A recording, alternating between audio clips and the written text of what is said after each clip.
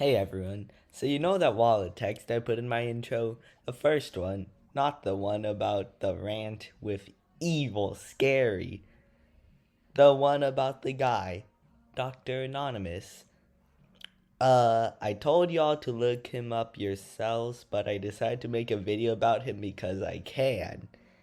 Well, his real name is written on that wall of text as John E. Fryer. He was a psychiatrist, yada yada yada. I learned about his existence when I looked up Dr. Anonymous how to board him because it was one of my random usernames I have in my Kajillions account. He made some speech, so yeah, that's the point of the video. I should actually get to his life, so yeah. So where do we start? He was born in a 1937 Kentucky village. He had a relatively normal childhood for a white, rural Southern family. His parents were more focused on social activism and all that, so there's that. His sister also joined the National Organization for Women. I probably butchered that name, forgot a few words, so yeah, I'll look it up and replace it in the captions or something. He received his degree in psychiatry from Tennessee, from Vanderbilt University, and had his residency in Kansas.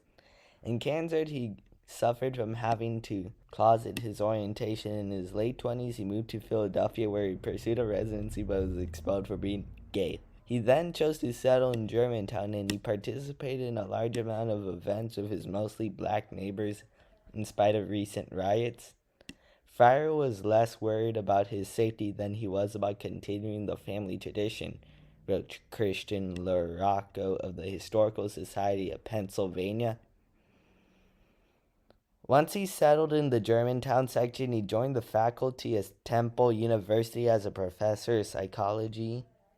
When Fryer joined the APA, it had considered homosexuality to be a mental illness since its inception. There was already a movement against this, and many fellow LGBTQ plus members of the APA would meet secretly, known as the Gay PA. Get it? Because they're part of the APA and they're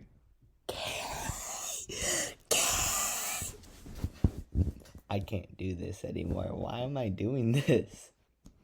Much of this movement was led by Barbara Giddings, mother of the LGBTQ rights movement, who in 1971, with others, stormed a national annual meeting and was permitted to speak along with fellow activists at the 1972 National Convention for the APA.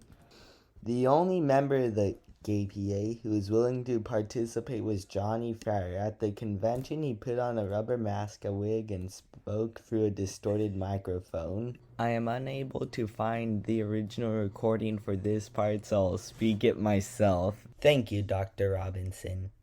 I am a homosexual. I am a psychiatrist.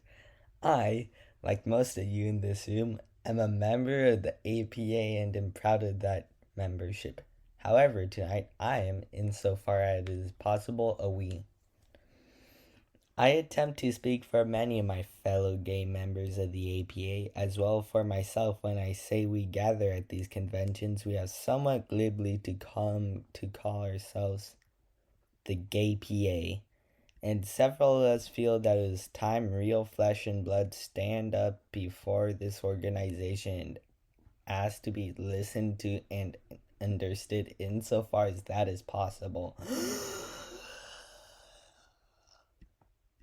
There are practicing psychoanalysts among us who have completed a training analysts without mentioning their homosexuality to the analyst. Those who are willing to speak out properly will do so only if they have little to lose. They will not be listened to. This is the greatest loss, our honest humanity, and that loss leads all those around us to lose that little bit of humanity as well. For if they're truly comfortable with their own homosexuality, then they would be comfortable with ours. We must therefore use our skills and wisdom to help them and us grow to be comfortable with that little piece of humanity called homosexuality. I should also note that some parts of the speech I have cut out for brevity, and the full transcript is within the description. In the 1973, the APA stopped classifying homosexuality as a mental illness and revoked its inclusion of future publications of the DSM. Fryer continued to engage in social activism. In 1985, he opposed the bombing of the Black liberation group MOVE, writing that I was taught that only the Lord reserves judgment. I cannot feel truly justified in the death of any person.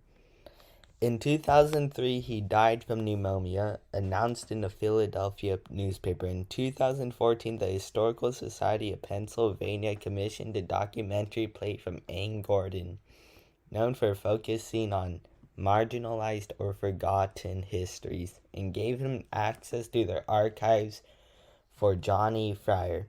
217 boxes, thus the name 217 Boxes of Dr. Henry Anonymous. It was completed in 2017. I've never watched it, but I guess it's decent.